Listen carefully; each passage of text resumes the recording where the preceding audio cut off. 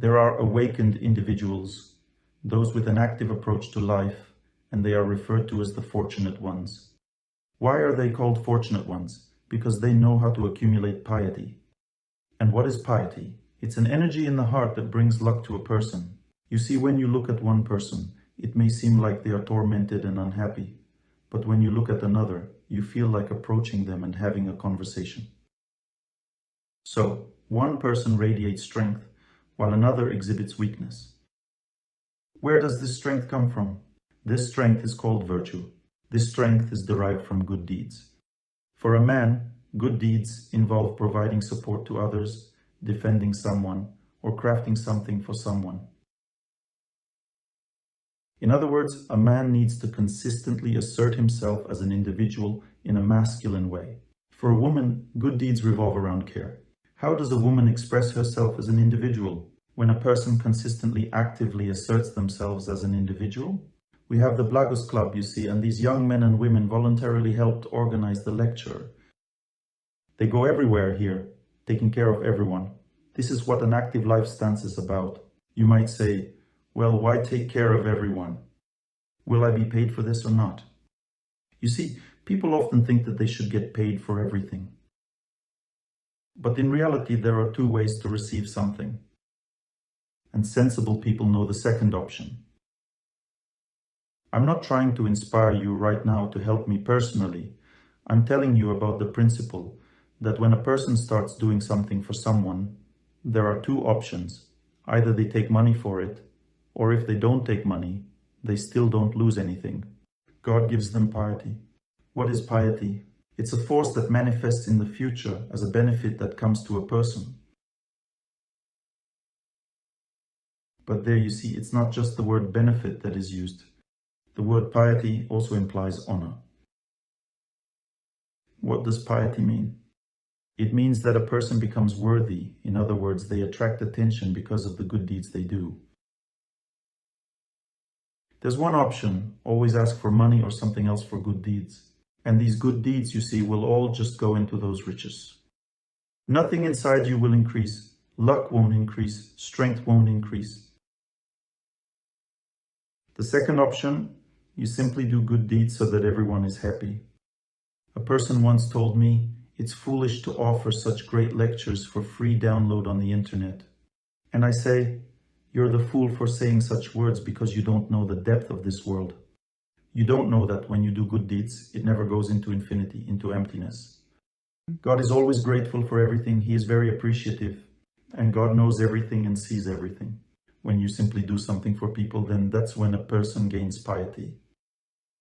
What is piety? Firstly, it's attractiveness, both for men and women. A person becomes attractive when they do good deeds. And secondly, it's also about honor. You understand? Let's say two fighters step into the ring. Both try to look fierce, both show that they will win, but in reality, one of them looks stronger than the other. And when one strikes and the other doesn't react, but when the other strikes, the first one reacts. You see, when a person doesn't react but still indicates their strength, that's called piety. You understand? You can't create it artificially. Either a person has this strength inside or they don't. It's one of the two. If a person has protected many people in their life, even in a past life, they become very brave and capable of winning. You see, the ability to be brave comes from having protected someone. It's not just some random ability that appeared out of thin air. You understand? Not that a person was born that way, with thicker bones and a stronger face. All of this signifies a certain strength that comes from the past, from good deeds, because the person did good deeds. What are we talking about today, my friends? We are talking about success. You want to know what success is? Success is the power within a person, strength. And we've discussed that if a person is wise, they can harness strength from nature, and this strength contributes to their health. When a person performs good deeds, strength is drawn from people, and this strength leads to their social success. You might say that some people are born into wealthy families. They haven't done any good for anyone. In fact, they exploit others throughout their lives. Yes, such situations can exist. You see, a person who has done many good deeds in their past life may be born into a wealthy family in this life. But in this life, no one has taught them to do good deeds. Understand, money, fame, and success have made them lazy and unhappy.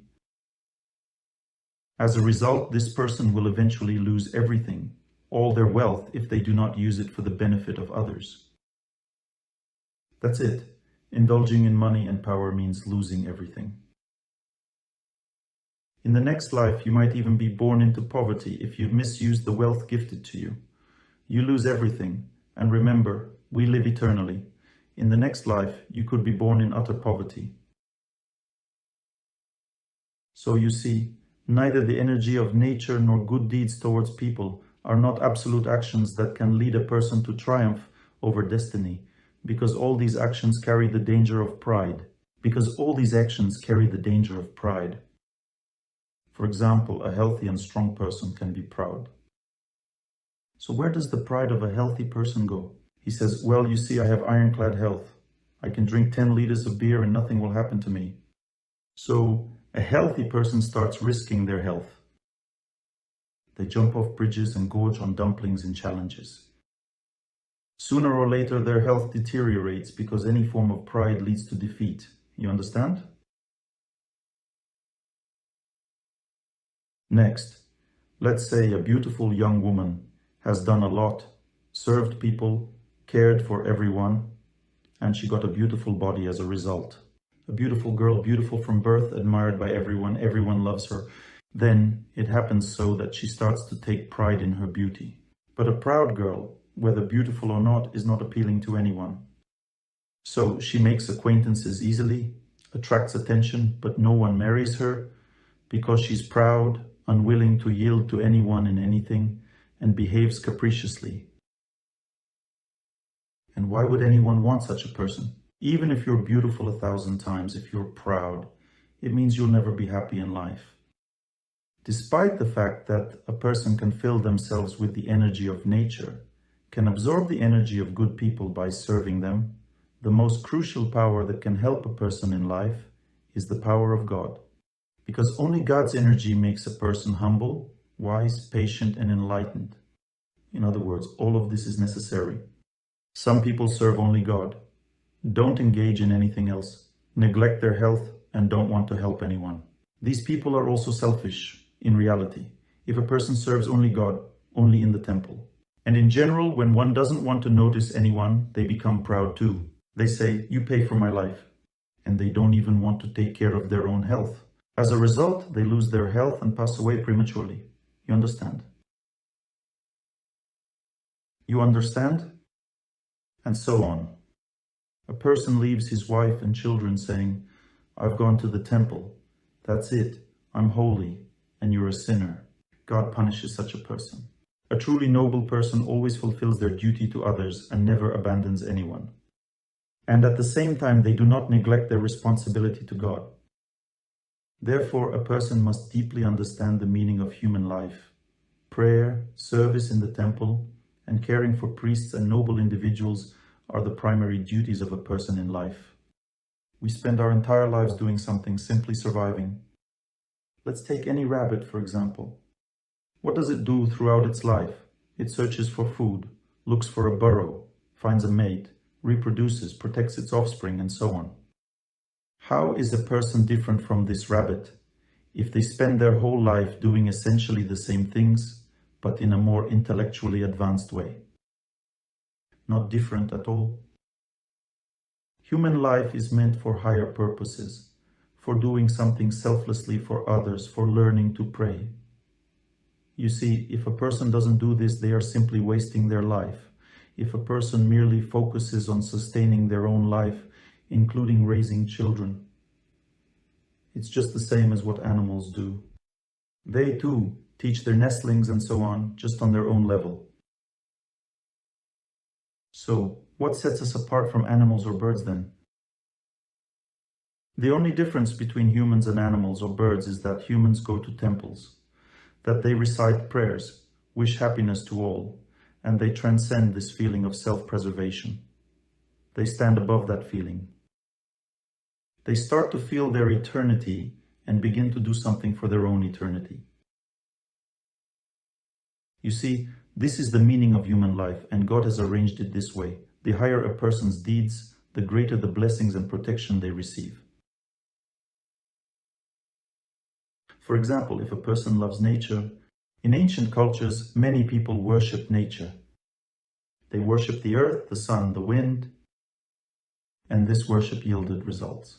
They were healthy, resilient, strong, and joyful. You understand? So, worshipping nature is also worshipping God, but of a lower order. These people didn't know what true prayer was, what selflessness was, because they worshipped nature. They gained strength, but not wisdom. When people worship other people, I mean pure altruists who serve others and care for everyone, they also gain a lot of piety, social strength, and so on. However, they often don't even know what true good is for people. For example, just feeding people is good. But does it change a person's heart, this feeding? That's the question. But if you feed with blessed food, then you receive a double benefit. A person purifies their existence, begins to realize themselves as a soul, and simultaneously receives both nourishment and love in their heart along with this food. You understand? Whatever a person does, they should connect it with God. For example, when you're out in nature, you can run, listen to spiritual lectures and spiritual music. While performing static exercises, pray. During fasting, read sacred scriptures because fasting clears the mind. And during this time, you should let knowledge enter your heart. In other words, if you want a healthy lifestyle, connect it with God. If you want to do good deeds, connect them with God. For example, when you feed people, feed them with blessed food. If you want to give something as a gift, also give an item related to God, perhaps a sacred scripture, maybe an icon, and so on. Always connect everything with God, and then pride, poverty, anger, despair, irritability won't enter your life. Because when a person connects themselves with God, they connect themselves with profound purity. So what is touchiness? It's a certain dirt in consciousness. What is pride? It's a dirt in consciousness. When a person fills their life with nature and kind people, it's the right way of thinking. But at the same time, you must not forget about God, because otherwise, having filled your life with all of this, you won't be able to use it correctly in your life. You understand? I'll repeat it once more. A healthy person takes pride in their health. I had an acquaintance who was a winter swimmer. I learned from him how to be a winter swimmer. I learned it in Togliatti. He died at a young age from overheating. He swam so much in icy water that he suffered a stroke in the sun. You understand? You see, because he spent more and more time in icy water, proudly showing everyone what a winter swimmer he was. You understand? His body gradually adapted to the cold and lost tolerance for the heat. Then summer came and he had a stroke and passed away. You understand? In other words, he started to take pride in himself. You see, let's say you're doing bends for your health. How do you do them? You calmly wish everyone happiness, not rushing anywhere. How many bends do you do? As many as you need, as you feel. If you get tired, you don't do more. This means that you do them with a mindset of humility because you're connected to God. You're praying during this time. Now, you see, if you don't do them humbly, you might do 50 bends and then think you can do more, so you do 60, and you think you can do even more, so you do 70, and so on. And what happens unnoticed by the person is that while they're in a state of pride, these bends lead them to strain. I mean, they were doing the bends for their health, but what did they get? They got a breakdown of their health. So, when a person is running, for instance, they should run very calmly without rushing anywhere. If they feel they've learned to run well, there's no need to exhaust themselves, no need to become proud. Just keep running calmly. Of course, you'll run a little faster, but run calmly. No need to hurry anywhere. For instance, I often go running and someone overtakes me. I remember in India, at the holy place, I was running around it, and some young guys saw me running and decided to have a laugh and started running, you know. They kept on running. We were running on the same road. They stopped to walk, and I ran past them again. Because I was not in a hurry, you see, they ran and then stopped. I was running past them and said, well, keep running. You're supposed to be stronger and better than me, so keep running. So I teased them a few times. They'd run a little and stop. Then I'd run past them again and say, come on. That's how I gave them a little lesson, you see. They eventually moved away from me, realizing it wasn't all that easy. But I wasn't in a hurry. They were in a hurry to overtake me, so they got tired. What I'm telling you now is that a person who doesn't control themselves through a mentor, sacred scriptures, prayer, and the temple will undoubtedly direct all their piety towards pride and will ruin their life. That's why piety isn't simply given to people, and if it is, it's a dangerous thing. Let me give you an example. Suppose someone decides to become a vegetarian. When a person doesn't eat meat, it's a pious life. They accumulate piety, they become, well, meat is a type of food that, even though you might say it's our national food, it doesn't matter what kind of food it is. What matters is that a person can consume meat when they live in Siberia or somewhere like that, in a yurt. Where there are no other food options, they have nothing to eat, they would starve to death. And in that case, according to sacred scriptures, a person has the right to use the lives of animals to preserve their own life. Because the lives of animals are less valuable than human life. However, if there's an abundance of all kinds of food around, meat is not needed. It doesn't help a person attain piety and purity because it's a food of violence, you understand? And let's say a person realizes this and starts to eat without meat. Some might argue that without meat, you lack essential nutrients. That's complete nonsense, really, utter nonsense. For instance, I haven't eaten meat for 30 years since I turned 24. If I lacked essential nutrients, I would have perished long ago.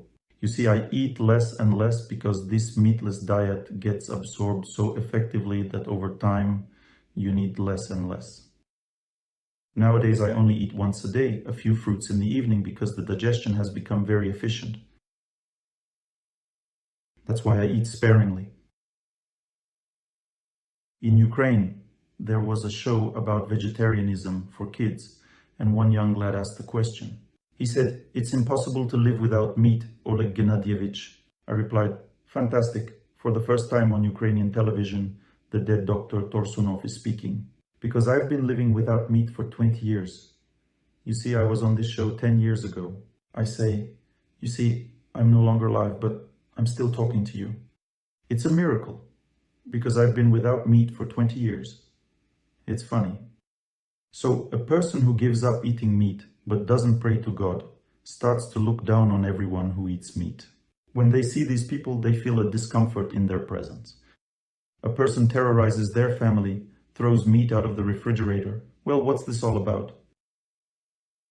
If we adhere to the principle of non-violence, how should a person become? Humble, compassionate. When a person doesn't eat meat, it's assumed that they will become humble and compassionate. And that's how it is. But since a person doesn't pray to God, but just became a vegetarian, the result is they became proud. Any virtuous action without God leads to pride. And a person starts feeling superior, better than others. You see, they begin to boast about themselves, even though they don't realize it. Let me give you another example. A friend of mine quit smoking. A strong, muscular guy, an athlete. So it happened once. We were in an elevator together, and there was a man in the elevator who didn't smoke, but just hadn't put out his cigarette. And the elevator was filled with smoke. Imagine this muscular guy skilled in martial arts, and there was a man standing right next to him. The one who used to practice martial arts. His face turned red, and he stared directly into the eyes of the one with the cigarette. Smoke was filling the air, and he was breathing that smoke, looking into the other guy's eyes. I was standing nearby, observing this scene, but the smoker, of course, immediately jumped out of the elevator, realizing that he had a lucky escape in his life. Laughter. I looked at him and said, "You reacted to that person, but I didn't. Why do you think that is?" He said, "Well, perhaps because you've never smoked, and I used to smoke, and now he reminded me of that." I said, that's correct. I've tackled this sin more than you, but there's another reason.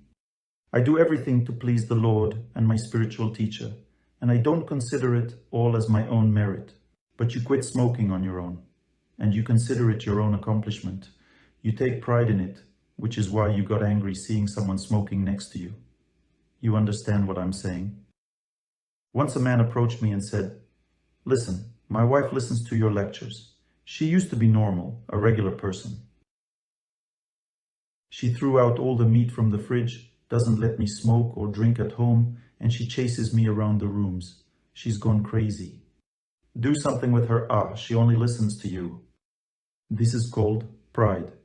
If you want to help a close person who might be living life wrongly, accept them as they are. Forgive them, and then you can help them. If you hate them for not being like you, for living worse than you, how can you help them?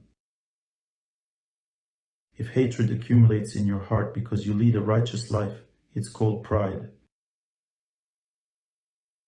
And pride ultimately destroys a person. A proud person cannot be happy. Therefore, without a mentor, without God, without consecrated food, a person cannot be successful in life, because all the energy of piety they create through good deeds goes into pride. You understand?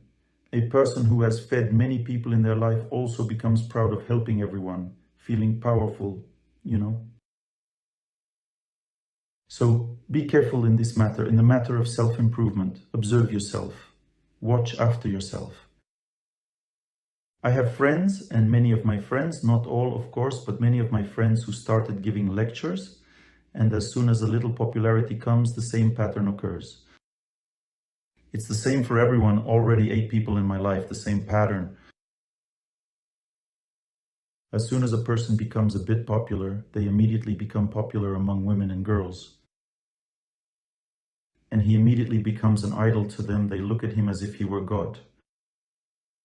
But of course he feels accordingly when they look at him as a god, and he becomes more and more divine, divine, divine.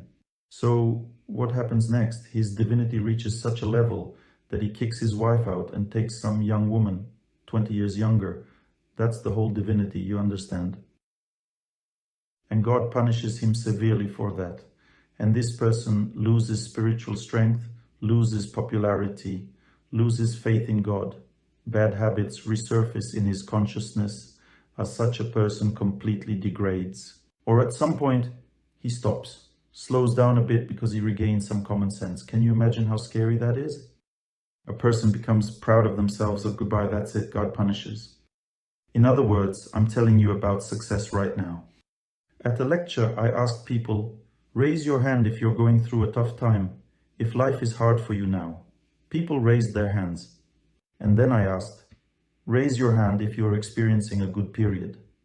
Those who were having a good time raised their hands.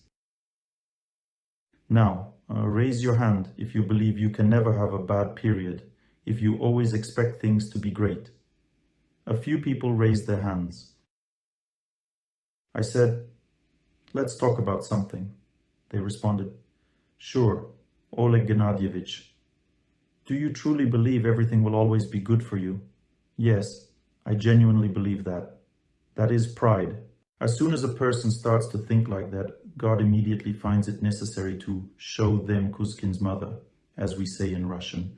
It means teach them a lesson. Once in Riga, someone wrote me a note. Oleg Gennadievich, tell me, I couldn't find in any Russian dictionary what Kuzkin's mother means. I say, unfortunately, I don't want to show you Kuzkin's mother. That is, I won't show you Kuzkin's mother, but sometimes God does. To those who think everything is fine with them and it will never go badly. You see, this signifies pride. A person must pay close attention to their fate, carefully observing what's happening in their life. If they believe everything is great and will always be great, it's dangerous to think like that. This always leads to defeat in life. You see, once I was driving to Krasnodar from my village and saw this Dzigita, well, it's like in the east in Krasnodar region too. Many such tough men of Eastern nationalities, like Georgians, Azerbaijanis, you know, tough guys, and he just zoomed past me, flying over the ground. But he was driving like a real man, you understand? But then this man, when I drove about 5 kilometers further, he was already lying next to his car because he crashed. You understand? And as I drove past, I saw how his soul, along with his subtle body, left his physical body, and how he saw himself from above and was very surprised by what had happened to him. He was in shock, seeing his broken body while looking down at it. And I caught this very moment, just a fraction of a second, and saw this scene. You understand? In this world, different people face different situations. Sometimes because of such pride, a person loses everything in their life, even their very own life. And sometimes a person loses someone close to them. They have a quarrel and that's it. That's it. Won't make the same mistake twice. If a pot breaks, you can't put it back together. And it's as if I'm breaking the springboard and leaving the big sport. Then the person remains alone. God doesn't like such behavior. Today, a relative of mine called me and said, "Oleg Gennadievich, my husband yelled at me, told me to leave, it's over. What should I do?" I bought myself a suitcase of what to do. I said, "Just sit in a room for a bit somewhere, relax, and when he calms down, continue living." She says, "So am I allowing him to behave like this now?" No, you're not allowing it. It's just that he's lost his balance a bit, his mind went off track. Just forgive him and continue living. If you leave, you'll end up alone without a husband. She says, "He doesn't love me." I say, "Why doesn't he love you?" He's just tired from work. Overworked himself, started yelling, leading an incorrect lifestyle. He loves you. You know this, right? She says, "Yes, I know." He even admitted it yesterday. But today he's kicking me out. So he's just overly tired. She says, "So everything is just that simple?" I say, "Yes, it's that simple. You need to stop being proud of yourself and live a calm life. Learn from everything. If a man gets so tired at work, then you need to take him outside and make him move. Help him not to overwork so he doesn't blow his top. Because some men overwork and then they lose their minds. They start kicking their wives out of the house. Some overwork and start drinking. Others overwork and smoke. Some begin to cheat on their wives. The fifth gets strokes from overworking. The sixth watch TV all day. So your situation is not the worst? Well, your husband has just overworked and started yelling. It's not the worst case scenario. He could have started cheating or become an alcoholic. Your case is not the worst.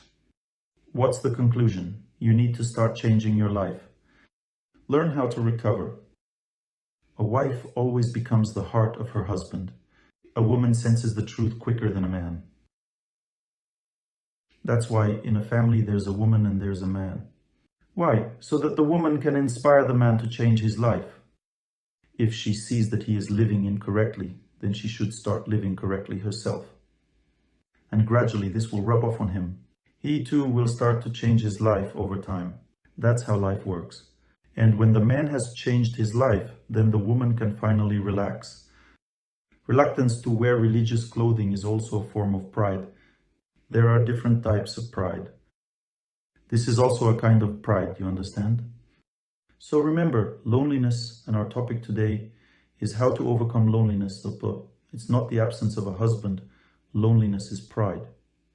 If a person is lonely in life, it means they are simply proud. Let's say you don't have a husband. Okay, then there should be girlfriends, friends. If you have friends, they can introduce you to someone. You understand?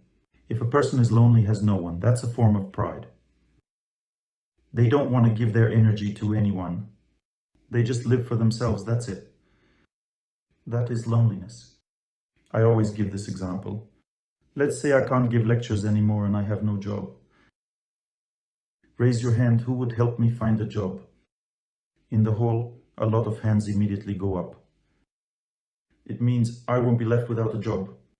Why? Because I have many friends, you understand. I was giving a lecture, I think, in Novosibirsk. Overcoming Life's Difficulties was the title of that seminar. And I was telling people all these things. Then we started to pray. Several people came onto the stage and the audience repeated, "I wish everyone happiness," sending them strength to help them in their difficult fate.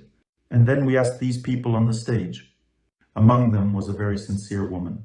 She says, Oleg Gennadievich, I came to this city with no place to live, no job. I'm completely alone and without money.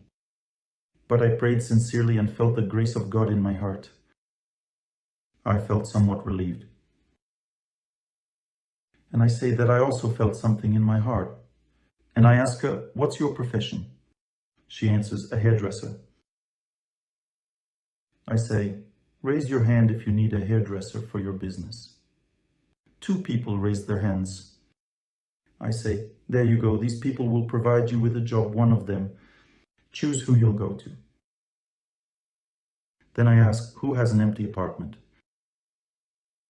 And can you offer this kind woman a place to stay for some time? So she can settle in and start earning some money. 2 more people raised their hands.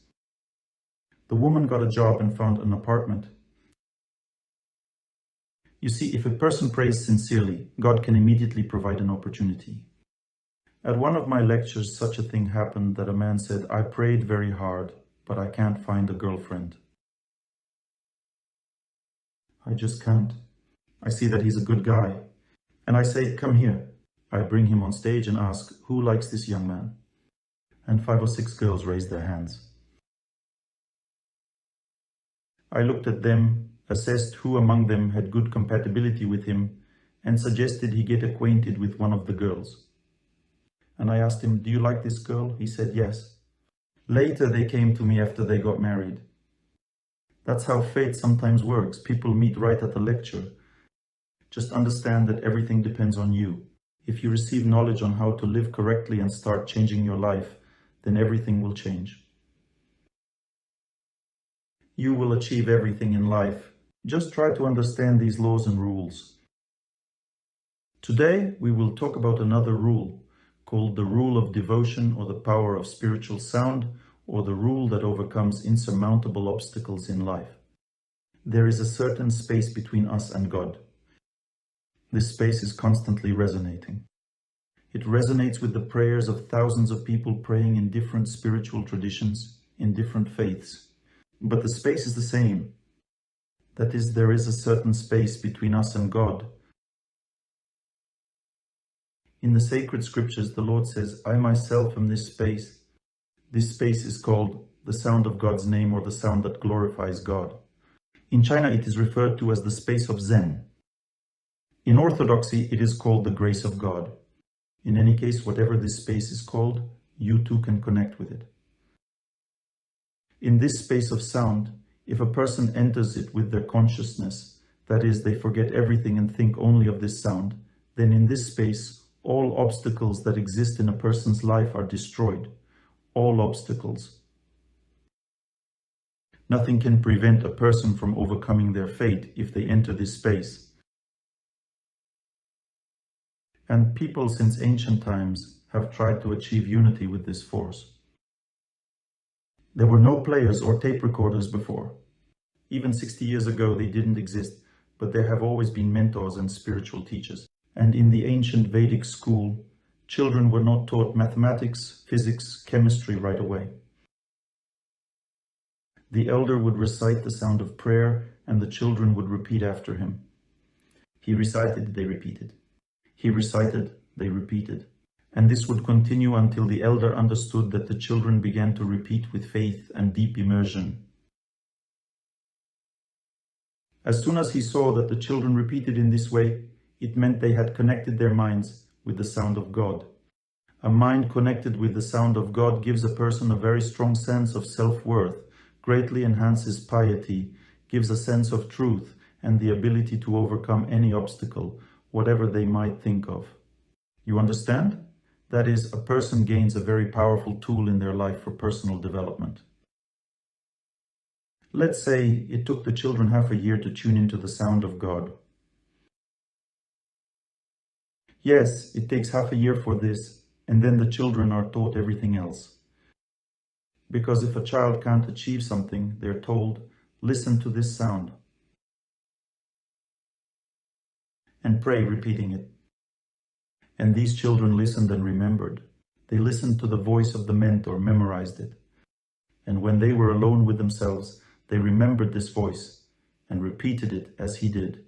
remembered, and repeated as he did. Now we don't need to remember because we hear the sound coming from a player. Remember, this sound also connects a person with this space of prayer. This is my experience. That is, I tried not through the sound of a mentor, but through the sound that comes simply from a player, that is, an audio recording. I tried to connect with this space which grants victory over fate, and it takes a little more time, but it's still possible. In other words, even if the recording features the voice of an exalted person or those who are praying, if people sincerely listen to their praying and repeat as they do, in their mood, not in their tempo, not in their rhythm,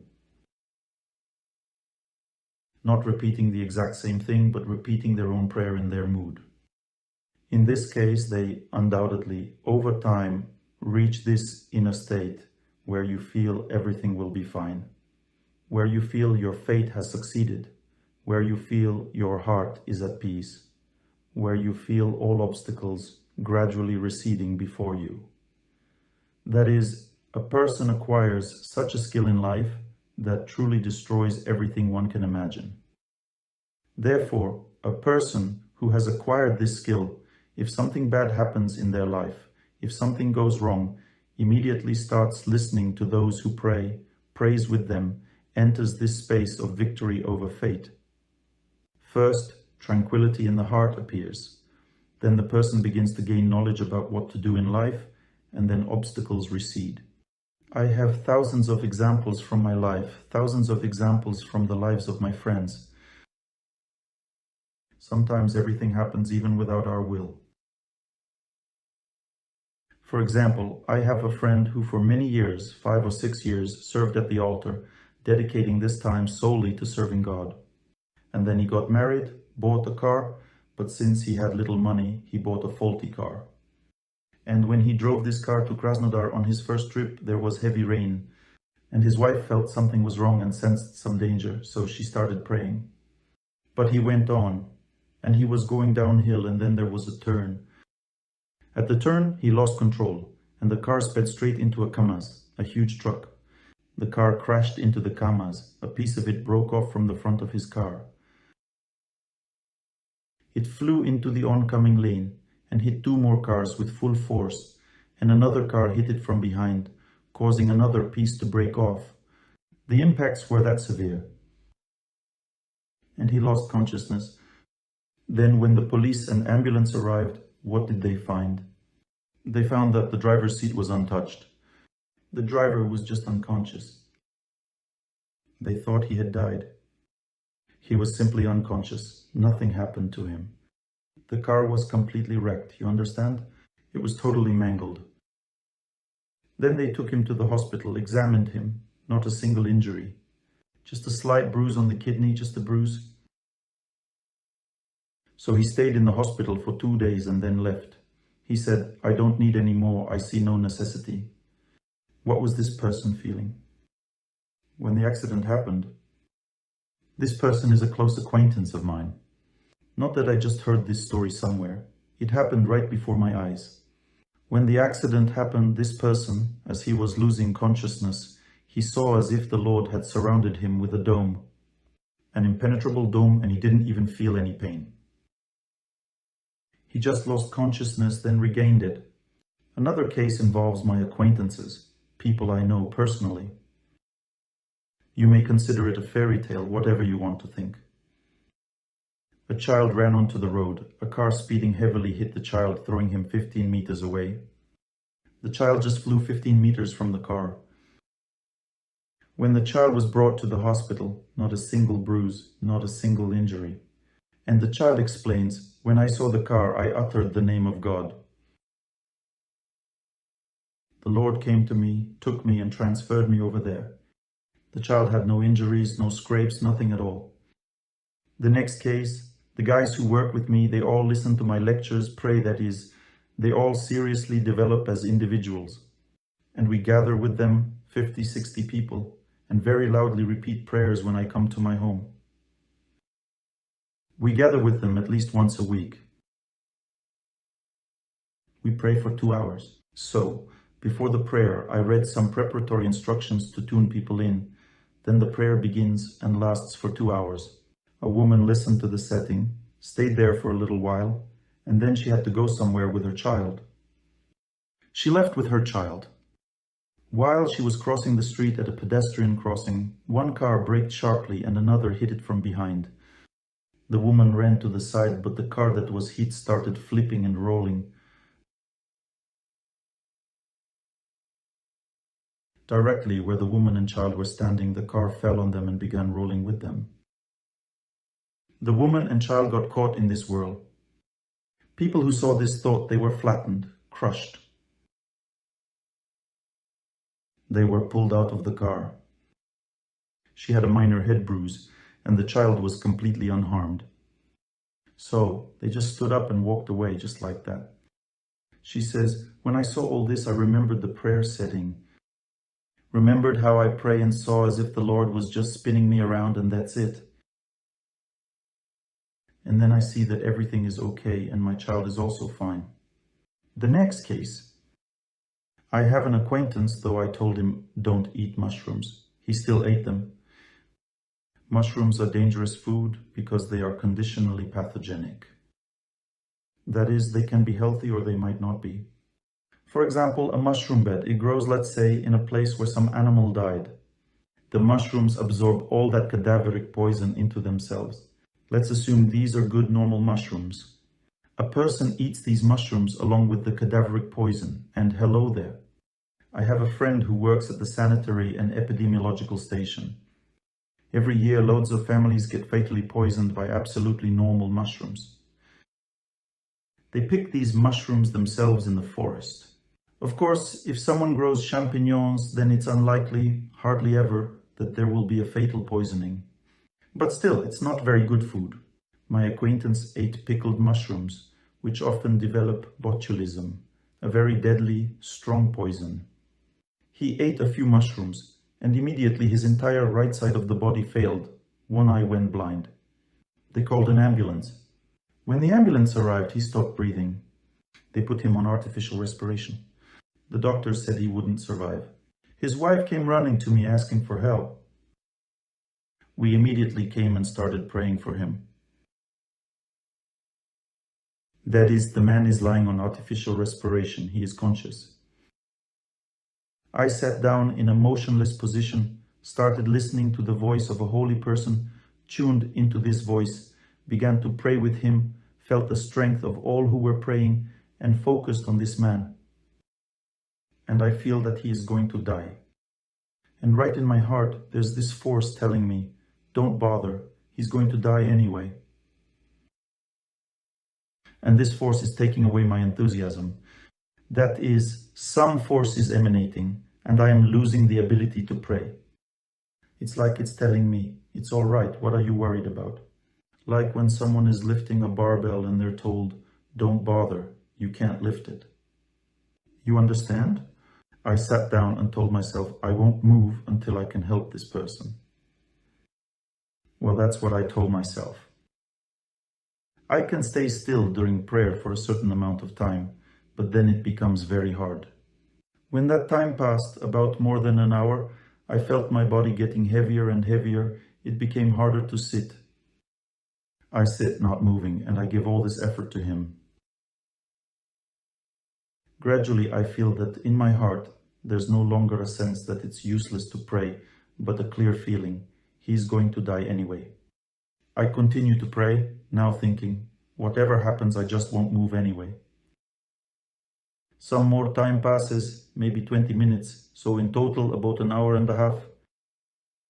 And at some point, I feel it's unbearable for me to sit anymore. That's it. And I think just a little bit more. And about 30 seconds pass, and suddenly there's such a relief in my heart. He will live. I think, oh, but you said earlier he wouldn't. I was so surprised because that feeling suddenly changed. In other words, some say that a person is doomed, he won't live. That's not the case at all, you understand? Maybe you won't be able to help, that can happen, but sometimes it turns out you can, you understand. I figured that slight difference. I strained, listened, invested, then suddenly he will live. And at that moment, everyone got such inspiration. Everyone started to pray fervently. His wife had been crying all the time. Then she stopped crying. There were such interesting signs. Later, when he was discharged from the hospital, he began to breathe on his own. When this happened, we synchronized. I asked him, "When did you start breathing?" He says, "First, I felt that I would live because I had been feeling that I wouldn't survive, even though he was conscious. But first he felt that he would live. Then he started breathing, and then his body recovered gradually. His eye began to see, that is, he fully recovered, everything was restored. There was some weakness for a while, then even the weakness went away, and so on." Well, I can spend the rest of the lecture telling you about how you can overcome fate with prayer. I had another very interesting case. One of my relatives falls into such mental states that she wants to commit suicide. Spirits attack her. And after praying early in the morning, maybe around 6 o'clock, I usually don't call anyone at that time. Suddenly I decided to call this family.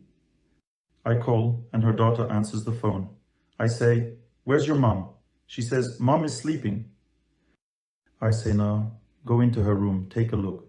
She says, "I'm trying to get in, but the door won't open." I say, "Push the door." "Do you have locks?" She says, "No." "Push the door." She pushes the door and it's blocked by a chair. She enters the room and her mom is standing on the ledge of the 7th floor. Do you know what a ledge is? It's on the other side of the window. Just like that, holding on and standing. The daughter is 14 years old. She tells me Mom is standing over there and she is shaking all over. I say, "Don't move," and I started praying.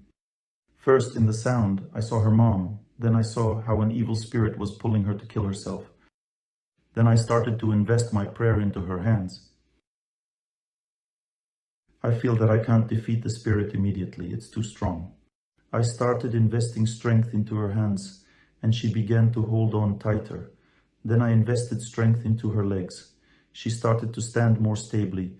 Then gradually I rose higher in prayer and began to push back the evil spirit. And then it lasted for 20 minutes.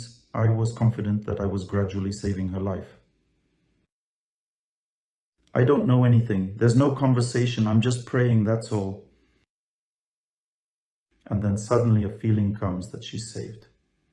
I prayed a little more, made sure it was a feeling in my heart, and I asked the daughter, "What about your mom?" She says, "An emergency crew arrived. They quietly raised the ladder.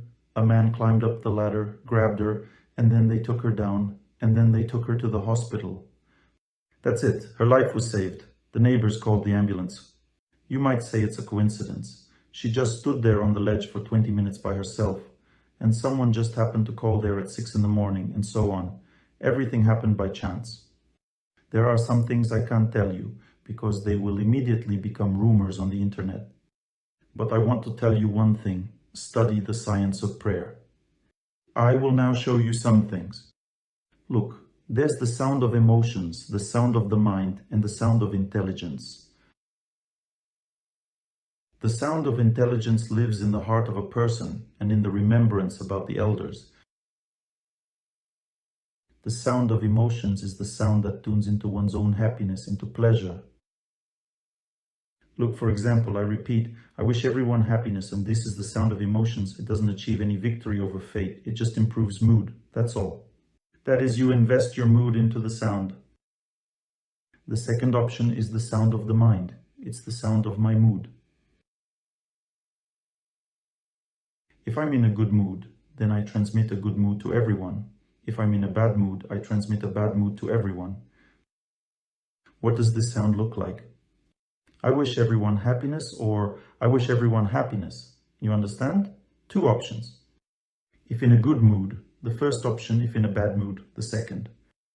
Now look at what the sound of intelligence is. I don't transmit myself at all. I listen to those who pray, I wish everyone happiness. I wish everyone happiness. This is the sound of my memory. You see, I'm speaking as if from nowhere. This is the sound of my memory. The sound of intelligence, it's the sound of memory. Memory of whom? of those who pray. If I remember those who pray, I'm not connecting with them. At that time, I'm connecting with the space where they live. This space is controlled by God Himself. This space is called the space of victory over fate. If you listen to those who pray, trust them. Trust means you like it. For instance, this prayer, who likes it? Please raise your hands. This means it gives you strength and brings victory over fate. When you tune into it, you defeat fate. You see, everyone should have such a prayer. Look for a prayer that is sincerely sung from the heart and that you like it. It means it connects you with this space. To like it means there is love in all of this. Love. There are two things that can connect a person's memory with something. The first thing is strength. A person feels that they are singing and it makes me feel calm and good. Raise your hand. Who feels calm when they hear a prayer sung? That means that the strength of these helps you. Strength. The second option is when you like very much how they sing. Like it. Raise your hand. Who likes it? That means love.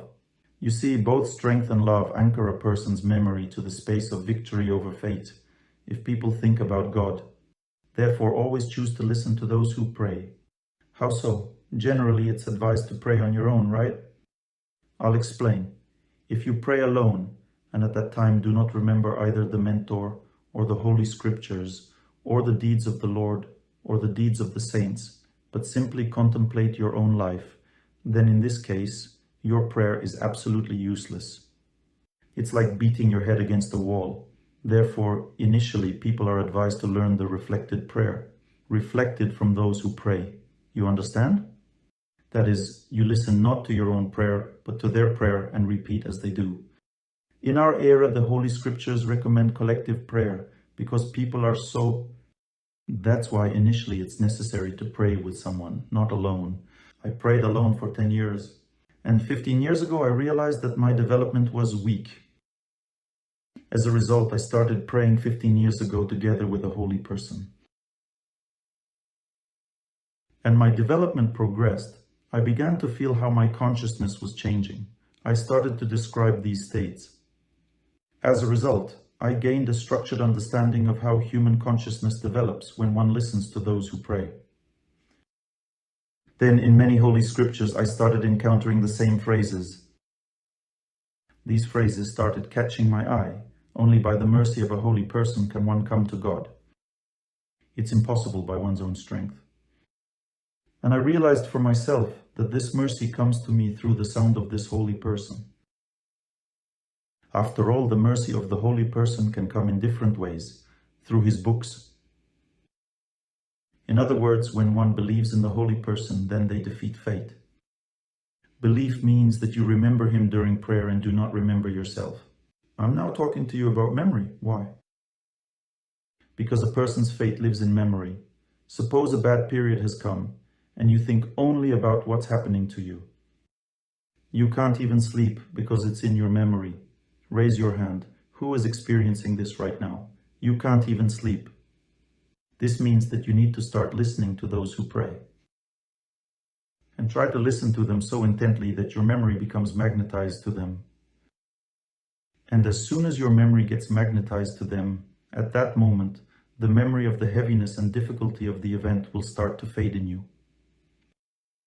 In other words, your feelings that the event is so burdensome will gradually weaken. There will come a moment when it seems to you that this event is not so burdensome after all, and you will stop thinking about it at night. Then, gradually, you will think about it less and less during the day, and at some point, tranquility will come to your heart. This is the first stage of victory over fate. A person's fate lives in 3 spaces. The first space is called the inner space. Victory first occurs within it. At this time, a person's lake of piety or the lake of happiness is filled with life-giving moisture. This is compared to how rain falls and extinguishes a fire. When the fire in the heart is extinguished, a person begins to feel peace. They become calm. You understand? In the second stage, a person moves beyond their inner circle and starts entering the space of threads, the connections between people. A person starts to pray and these connections get purified. You start feeling that you think better of a person. You forgive them, you can talk to them already. You don't get angry, don't consider the other person bad. That is, your perception of the person changes. Your internal contact with them changes. There comes a moment when you easily call them, start talking to them. One woman told me, Oleg Gennadyevich, at the moment when I calmed down and continued to chant the prayer, following your advice, I gradually felt that with the person who left me, and even thinking about whom was painful for me, I can be friends, not just talk, and I called him. This man had left his family for another woman, even though they had children in the family. She started to just communicate with him as if they were good friends, and he gradually got used to this and also began to talk to her in that way. Then, when he started having problems, he came to her for advice on how to continue living with that other woman. By that time, she had already reached the third stage of victory over fate, and she was already defeating her fate in his heart. That is, his heart had already changed towards her. After talking with her, he decided to stay for a night at her place. He said, I'll stay with you, I feel so peaceful, and then I'll go back to my own home. He stayed the night and then went back home. And he came back again when times got tough, stayed the night, and then didn't leave at all. He returned to the family, back to the children. What does a person capable of overcoming fate look like? There's this cartoon, The Foolish Wife, I believe it's called. There is a girl who is joyful, happy. She says to her husband, my dear, my beloved, always cares for him, obeys him. And the husband, a fool, yells at her constantly, you're such a fool, a fool. He left her, found himself a mistress. Unlike his wife, the mistress didn't care for him at all. When he realized that he wasn't very happy with her, he returned to his wife, and the wife reacted as if he had never left. She began to serve him again, to take care of him. And at the end of the cartoon, he sits there and says, you're such a fool, aren't you? Or maybe I am the fool. And another film comes to mind. I don't remember its name. It's an old Soviet film. Seems like it's called Love and Doves, right? There, the mistress behaved well, kindly, and the hero of the movie had no reason to return back. The idea is that this is how a person can naturally behave. But if a person prays, God himself gives them the ability not to take offense and not to get angry. They become strong, courageous, able to overcome their fate. After all, close people simply embody your fate, and they have no choice but to simply follow the will of your prayer. I had two more cases which I will tell you about now. The first case is like this. A woman reached this stage in prayer where she felt peace. One woman reached this stage of prayer, peace, and she started communicating with her man. His heart changed completely. He said, I'm a fool for leaving you, but I can't return to you, because I already have another family, a child. A few days later, God gave her a better person. That is, she felt light in her heart, feeling that everything was fine, despite the fact that the man did not return. And then she passed all her exams and overcame her fate. You understand? We often think that a person is my problem. I only have fate and a person is not a problem. You overcame your fate, but the person didn't return. Okay. God will give another, even better one. The second case, you might not want to hear, but I will tell you anyway. A woman prayed constantly, led a holy life. She had a husband and a son. And both behaved like demons. They hated her for praying every day, beat her, threatened her, beat and were angry at her constantly. Both son and husband. This story is familiar to me. I've seen how it happens. At some point, she felt indifferent to what they were doing. That is, she found peace in her heart. Then she felt she could speak to them in a way that her words reached their hearts. But they still behaved maliciously. And at the moment she felt everything was fine in her life, that's when they both got into an accident and died. It would be better for you not to hear this story, but I told it to you to prove that people cannot overpower someone's destiny. If a person is meant to be happy, no one can bring them misery at that moment. and the last story I will tell you so you understand how to live correctly. This story happened in Moscow. When I lived in Moscow, I often personally consulted people, talked with them. I did it for free. An elderly woman came to me. She came to me and said, "Oleg Gennadievich, I want to die. Bless me." I asked, "What do you mean, die?" She said, "I know what you're going to tell me. Don't bother explaining all that to me. Just listen to me and you'll understand why I want to die." She said, "Let me start from the beginning. I have a small private house. There's a hallway, then my room and my son's room further in, just like a little train. Just like that. In my son's room, there's a television. My son drinks alcohol all day and yells at me, and at night he sleeps in front of the TV. He turns up the TV volume really loud and just sleeps there in front of it. And I can't sleep because it's so loud. So, during the day, he makes my life miserable by yelling and hitting me, and at night I can't sleep." She says, "We have no money. He spends everything on alcohol. He doesn't work. We live on my pension. I starve. He doesn't care. He's always in a drunken stupor. Now I have a question for you, Oleg Gennadievich. Why do I need such a life?" She's already an elderly woman. I say, "I agree, you don't need such a life.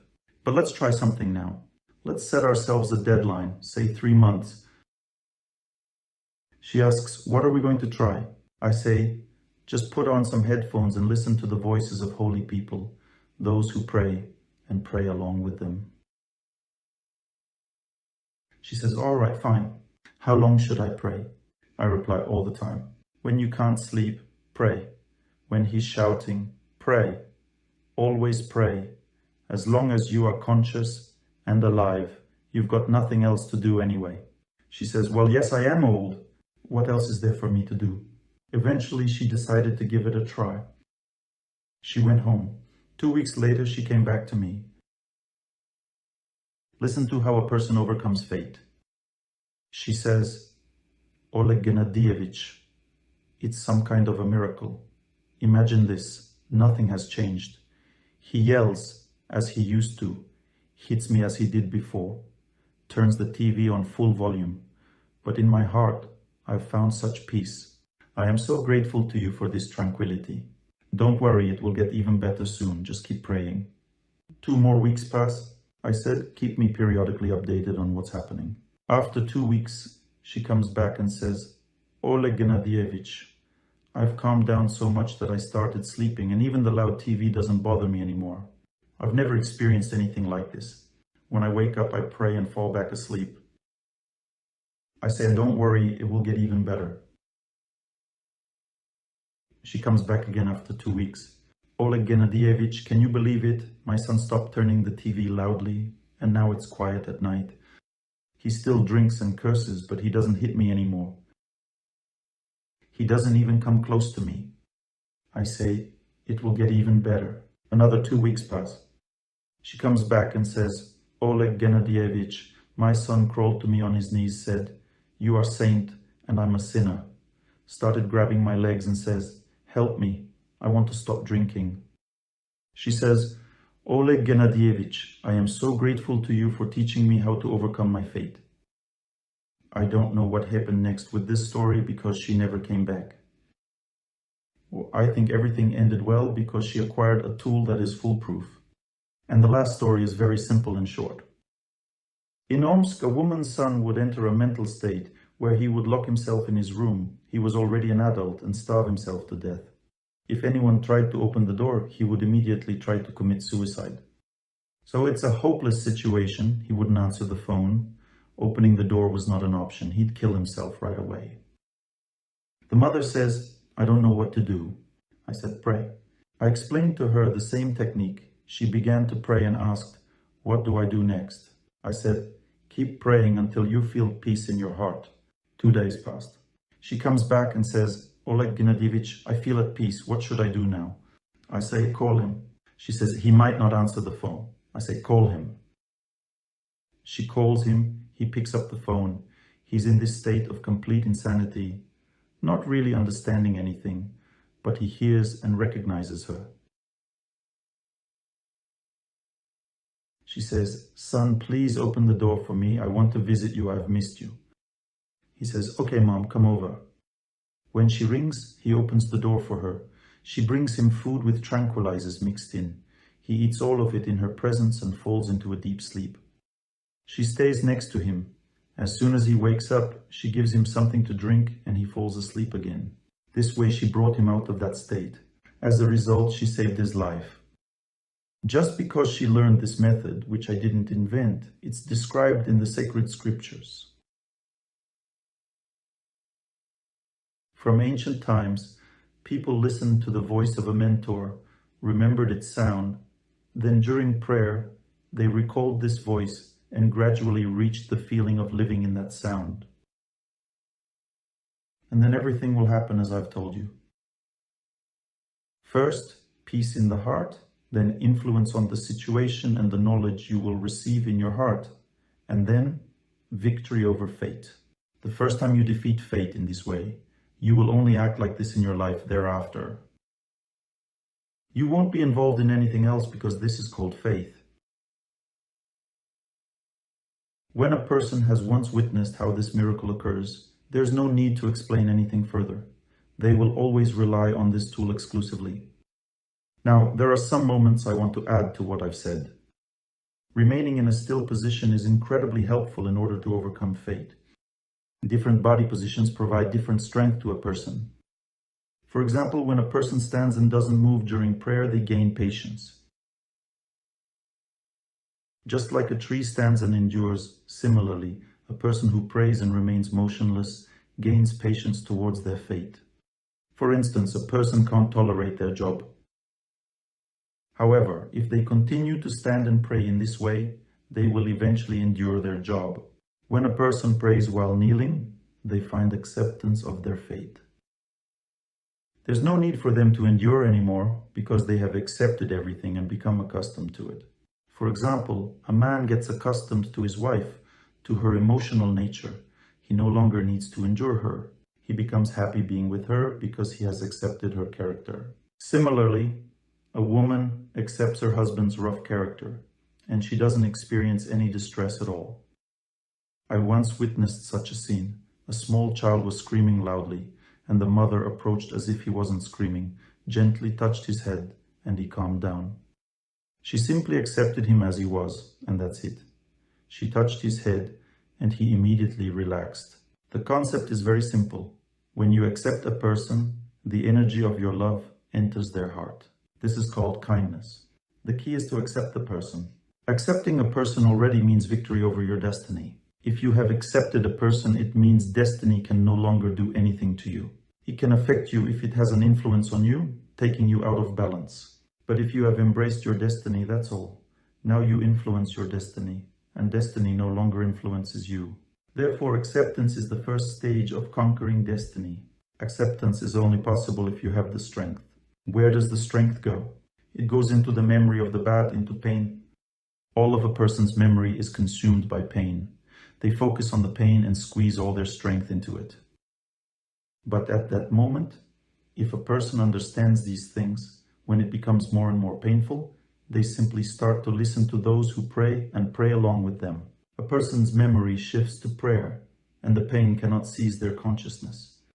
As a result, the person becomes protected, isolated from the problem. They are not indifferent. They are simply shielded. That's all. It's not a person with a heart of stone, not an indifferent person. They are simply shielded. They can communicate but do not react because their memory is connected to the sound of those who pray. The next body position is when a person lowers themselves from their knees down to their buttocks. It's called the diamond pose. The back is straight and the person doesn't move. This body position breaks through the fate.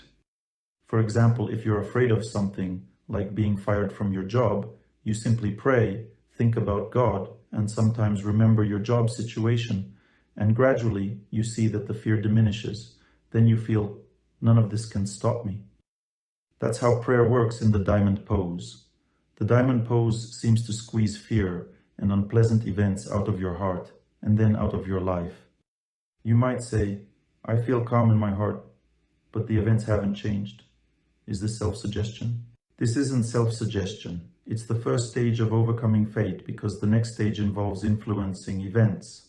Through your words and presence, you'll be able to change the situation. Let's say the factory director wants to fire you, and you've reached the second stage. You meet with the factory director and say, "Hello." Suddenly, he starts smiling and treats you differently, even though he initially didn't want to. He thinks, "This is a good person, why would I fire her?" Your fate no longer manipulates the factory director's mind because you've overcome it. That's it. The next body position is called the lotus pose.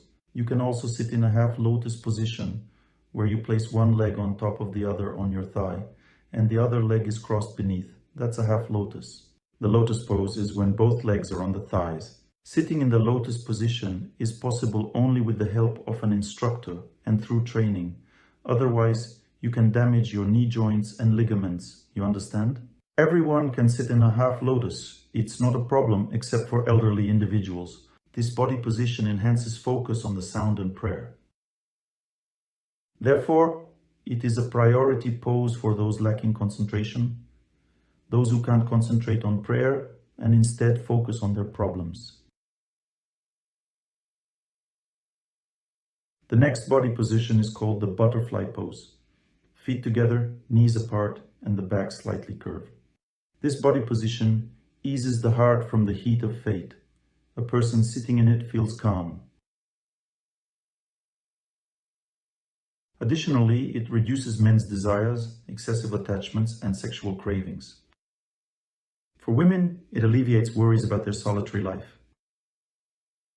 A person just cools down and becomes tranquil. I've explained all the fundamental body positions that conquer fate. If you don't need to conquer anything, you can pray and walk. When a person walks during prayer, their thinking is engaged. They listen attentively to those who pray, trying not to be distracted, but their mind is active, and they connect prayer with their life. They can fully comprehend what's happening in it. A person walks, prays, and is enlightened. How to act here, how to act there, but they don't dwell on problems. They constantly think about those who are praying. Knowledge comes to the heart naturally when a person walks during prayer. You can pray while standing near a tree. During this time, a person's consciousness undergoes a profound purification. In other words, the tree helps a person to be healthy. Lean your back against a thick tree. The tree should be thicker than a person. Choose a tree that you like, because a tree can overload a person and cause discomfort. So, look for another tree. Each type of tree has 12 constitutions. For example, pine. The type is pine, and a pine tree can have 12 different characteristics, even if it's the same type of pine.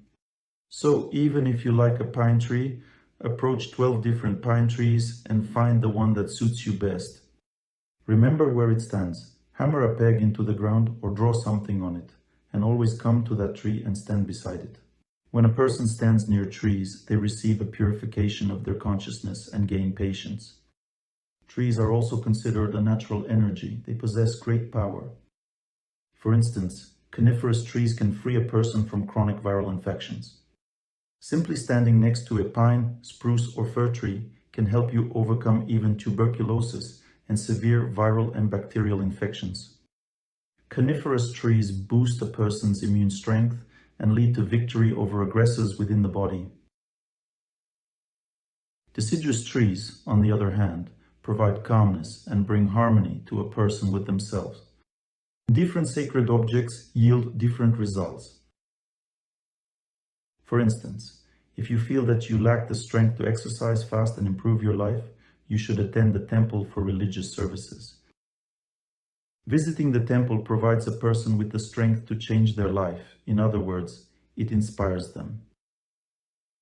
Even greater inspiration can be found by actively participating in temple activities. Not just attending services, but also cleaning, caring for others, and getting involved in service. This increases inspiration even further. When a person listens to lectures like the ones I give, or reads sacred scriptures, discussing sacred scriptures is essentially what I do, but at a deeper level. You understand? I do something similar with you here, but there are formats where people specifically discuss sacred scriptures. Delving into the discussion of sacred scriptures helps a person understand the purpose of their existence on a deeper level. In my lectures, you undergo an upgrade, so to speak. You grasp how to live better and better. However, if you attend discussions of sacred scriptures, this process will be even faster and more profound, especially when the discussions are led by someone who truly understands these scriptures. You will feel joy in your heart. How can you tell if someone understands? You listen to them, and in your heart, you feel joy, calmness, faith, strength, and a sense that everything is right. You see, if nothing stirs in your heart, you should continue to search for someone who will inspire you. In the early stages of comprehension of the truth, a person should seek inspiration, but later, when they are more developed, they can participate in discussions of sacred scriptures with anyone and will always feel inspired because they will sense the presence of God in any discussion. But in the early stages, a person should seek someone who can guide them. This is very important. It's also very important for a person to find a saint depicted in an icon who lived before and through fervent prayer contemplate him.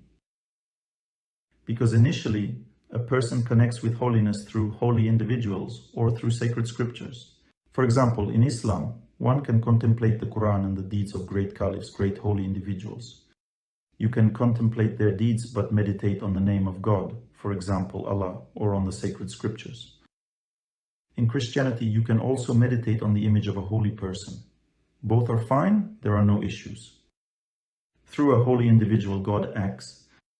For example, I'm not comparing myself to a holy person. It's just a thought that came to mind. People often come and say, Oleg Gennadievich, you advised me this in a dream and I liked it. That's how it is. I say, I didn't advise anything. I was asleep at that time. In a dream, the Lord comes to a person from their heart in the form of someone they trust. You understand? In other words, God can take any form. He can speak through the words of any person. Generally, if someone treats you kindly and speaks kind words to you, then God always acts through them. So, you just need to find a kind person. For example, if you find yourself in trouble or going through a difficult time, don't seek out smart or influential advisors. Just find a kind person who wants to help you, and through that person, God will act. Even this person won't really know what they will say. They will tell you what you need. I'm telling you this for sure. Because the Lord always acts through kind people, not through clever or qualified individuals, but through kind people. And the Lord also always acts through sacred scriptures. Open the sacred scriptures at any page, read for 10 minutes, and during this reading, you will find the answer to your question. Even if it's not directly written there, this reading will lead you to an understanding of the problem. I experimented on this subject. For example, people say that Saint Matrona performs miracles. I say, let's test it. I take her image of Saint Matrona. She is completely blind. Her eyes are even closed. I look at her. And I have a specific problem in my life. I don't know what to do. But whenever there's a problem, know that when you think it's one way, most likely it's not. Because if you knew what to do, you wouldn't have problems. Most likely you know what not to do. You think about how not to do it and don't want to do it the right way. That's how it was for me. I look at Saint Matrona and I ask, should I do it this way or that way? And when I said the wrong way, she smiled. And in my heart, I felt it should be like this. Well, the way I don't want to act, and it bothered me. I look at the girl who's been dating for 5 years and how strange she became. She thinks, Oleg Gennadievich, he doesn't know anything and makes his own conclusions right away. And I say, or maybe like this. I ask her again, and again reply with a smile, meaning, maybe like this too. You understand? Well, I'm not a fool. I think, okay, it's clear now. So she no longer pays attention to me. Well, if you don't want to believe, then maybe it's like that. It's up to you, no problem. So these are some musings on prayer and overcoming fate. Over the past 3 days, we've delved into 3 important topics. The first topic is how a person can be healthy if they love nature. I explained it in detail to you. How to overcome fate through interaction with people. I told you that human strength, which means success in society, involves accumulating the strength of love for people. You see, through this interaction with people, a person acquires various kinds of powerful inner strength, which enables them to get married, find employment, and attain a high position in society. All of this is described in sacred scriptures. You just need to make use of it. And today we've talked about another force that in fact demolishes all obstacles in life. This is the power of connecting with God. It's the biggest and most important aspect of human life, the very essence of existence. If a person hasn't developed a taste for prayer in this lifetime, they've essentially lived their life in vain. Do you understand? I'm telling you this with certainty. The purpose of human life is God. We also have a group called Divya Rosa. Just search for Divya Rosa on the internet, listen to their songs. They started from my lectures, and they often write their songs for my lectures. It helps me a lot. I turned on many of their songs during my lecture here, and I'll turn on one now as well, because I haven't seen anything better than this song that reflects the state of a person in communion with God. So, when a person lives in this prayer, they enter into a state that you will hear in the song. Through colorful, fragrant threads, across mountains, over high cliffs, we will see his boundlessness, and we will freeze in his loving gaze. So what remains is quite simple. It's just truly believing. What's left is truly believing.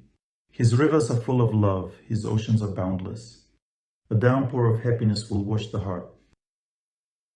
And we will be light as the wind. Riding on the currents of his breath, we will float towards the luminary in the clouds. In the nightingale serenades of the sun, we will hear the sacred song, sung by Divya Rosa, Hands of God, and so on.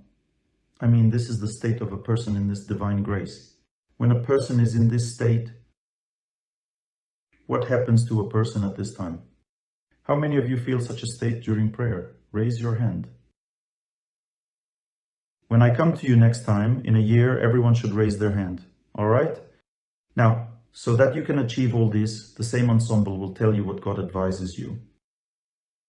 Because they will sing on behalf of God about what needs to be done to enter this state. This is an attunement, a prayerful attunement. Look at me, the Lord says.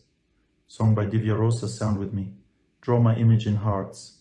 Keep me, love me, rock in your arms. See me, recognize me, compose my path in verses, open me, sing about me, glorify me for ages. And now, the prayer itself. Tune your ear to my voice, sound with me, sound with me.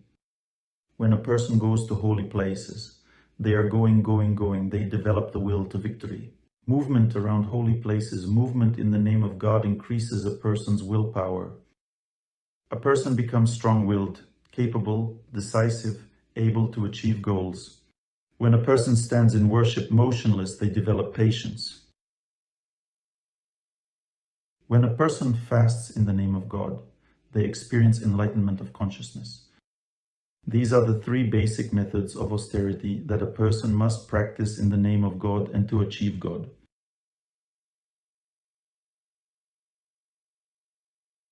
Therefore, in all spiritual traditions, there are fasts, pilgrimages, and religious services. To help you figure out your life, I want to give you a very practical tip, which might seem like mere theory to you now. But this is not for the average mind. The advice is very simple. Know that if you constantly argue at home, if you're sick of each other, if a close person lacks conscience, if your home is filled with drunken parties, if you constantly watch detective movies, the TV is never turned off, you watch debauchery and all sorts of nonsense, to put it in plain Russian.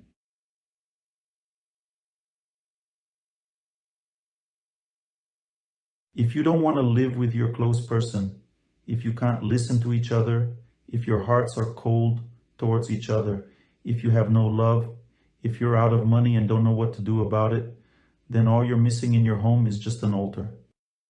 And if it's there and all this is happening, then you're lacking service to the altar in your home.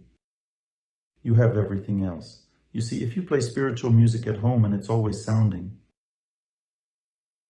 if you constantly pray before the altar, cover it, take care of it, if you have a holy place in your home, then all the unfavorable things will gradually start to leave.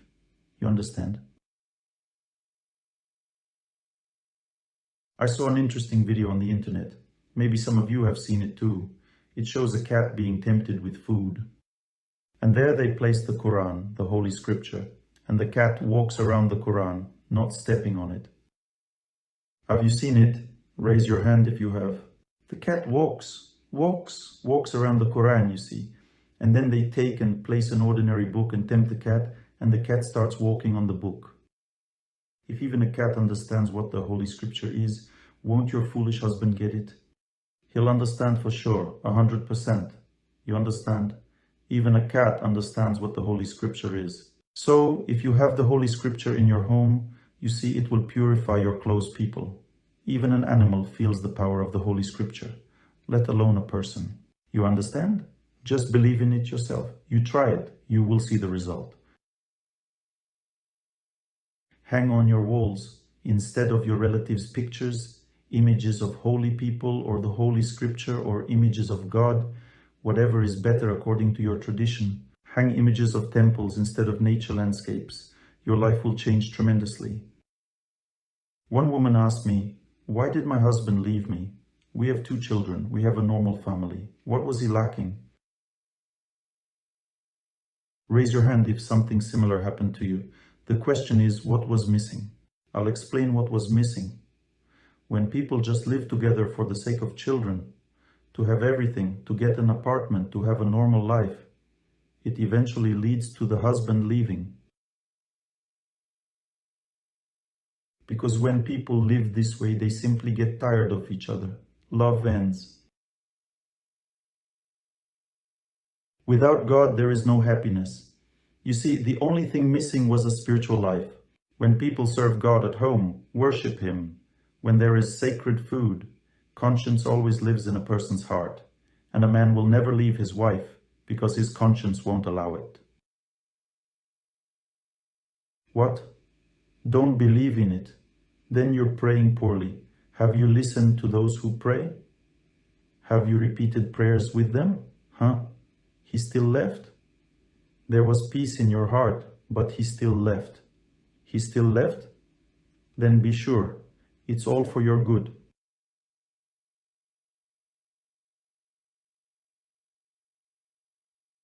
This means someone better will soon appear. Don't want it. Then the previous one will return. Don't want that either. Then what are you asking me for? Everything's fine then. My dear, there are some exceptions, but mostly it happens exactly as I say. So if you pray to God, if there are holy scriptures, consecrated food, the man gets purified, becomes better. Raise your hand if this happens to you. You see many more hands. At our festival Blagost, women often come with men. When I ask such a question, the woman raises her hand, the man just sits there. I say, raise your hand if your man stopped cheating, started living the right way, quit drinking. A woman raises her hand. Her husband sits next to her. At the festival Blagost, he even went to the festival with her. If you know the tool to overcome one's fate, everything will work out. Be confident. Do as I told you and you will see the result. There can be an insurmountable fate, but if you did everything as I said, there will be peace in your heart. If you did everything to preserve the family, then there will be peace in your heart. Is there peace? Yes. You see, she did everything, but the husband is so foolish that he left anyway. Then it's for the better. You understand? God tells her in her heart, then it's better this way, why live with him? If even prayer didn't help. God in her heart tells her, then it's better this way. She prayed, but his conscience didn't kick in. What's this? Even a little dog started listening to her prayer, coming to her house. But he left. She prayed and he left. If you want a God will give you another husband. Don't want a He will give you Himself. You lose nothing when you lead a righteous life. You only gain. What questions do you have for me about prayer? How do I pray? I turn on those who are praying, listen to them, and pray along with them. How I pray, you can find out at the prayer retreat when we have our next prayer retreat. I don't remember exactly, in December or February. You will see how I pray. I just looked at her. She already stood up. You see how powerful. Do you have a question about prayer? Please sit down, otherwise people behind you can't see me. So there is meditation. It's the activity of the mind. It's needed to calm down, relieve stress, enter into harmony with something. And then there is sound, resonance. When a person resonates, it's the activity of intelligence. Intelligence overcomes one's destiny. Obstacles in life disappear thanks to the influence of intelligence. The mind cannot defeat fate because fate lives in the mind. It's like trying to pull yourself out of a swamp by your hair. There are spiritual schools where prayer is not practiced. I do not endorse such spiritual schools. In some spiritual schools, it is said that God is radiance or just happiness. God is not a personality.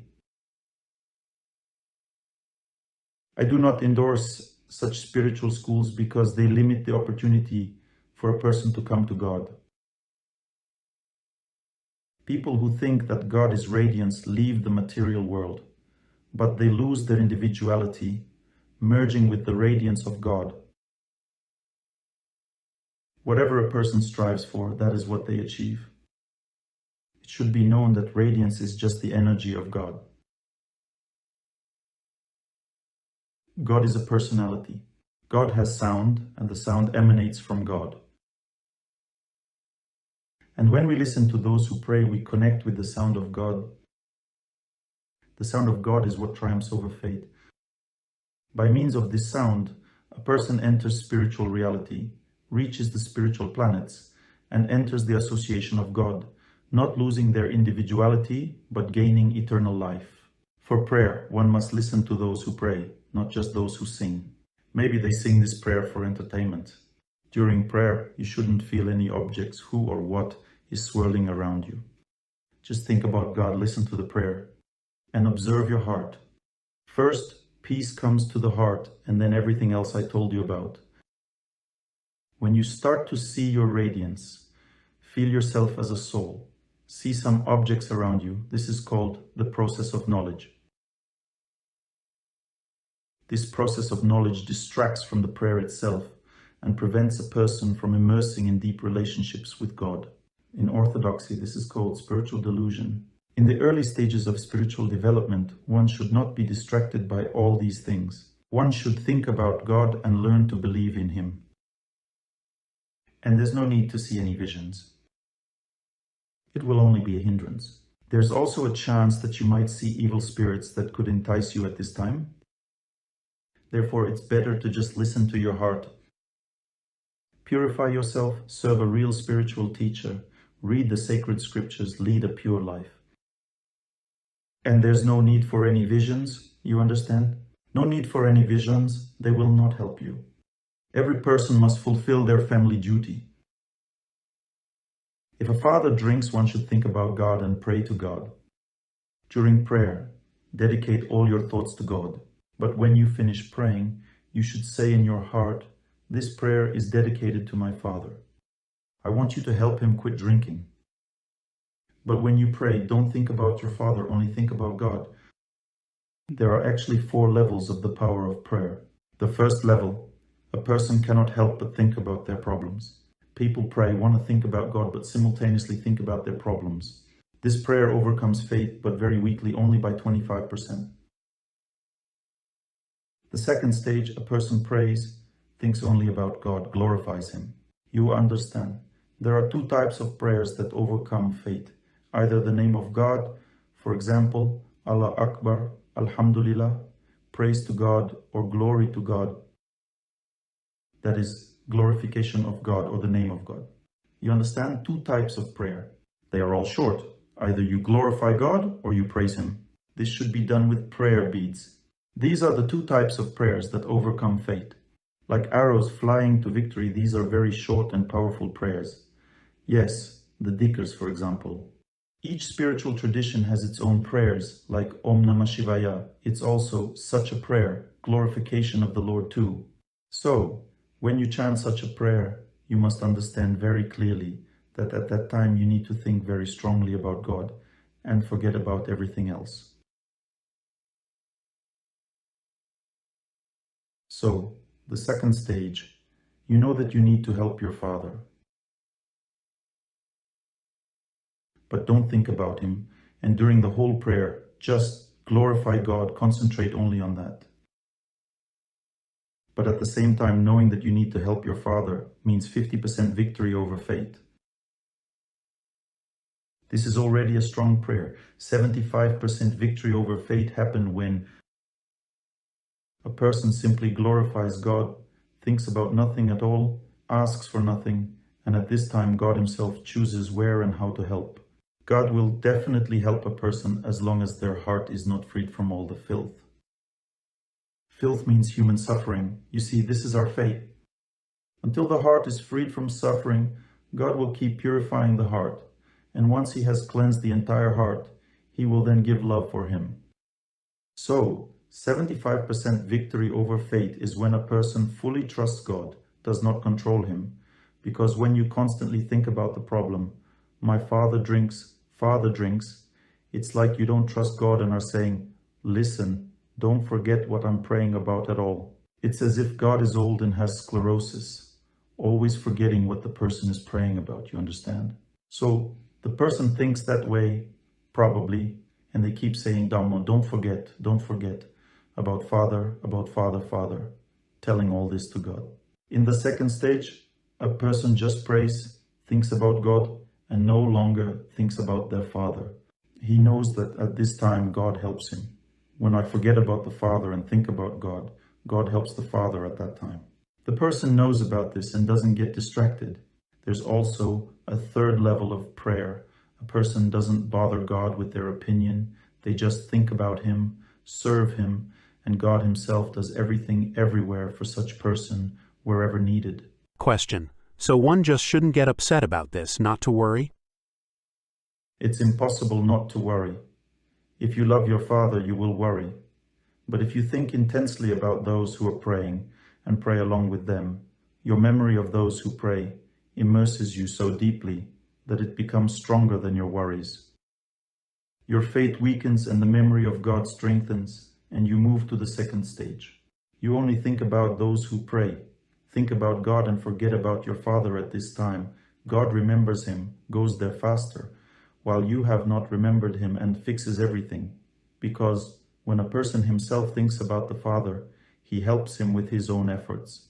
But when a person has forgotten and thinks about God, God helps, and God always helps much more. The third stage means a person thinks about nothing but God, only chants the prayer, and believes that God will always help when needed. On the fourth stage, which I don't advise you at all. This fourth stage is meant for holy people. A person prays to God and wants God to keep them on their toes, to send them as much suffering as necessary to remember God. And then God, despite the person's faith being fully cleansed, sends them these sufferings so that they remember Him. This is not our level, everyone got that?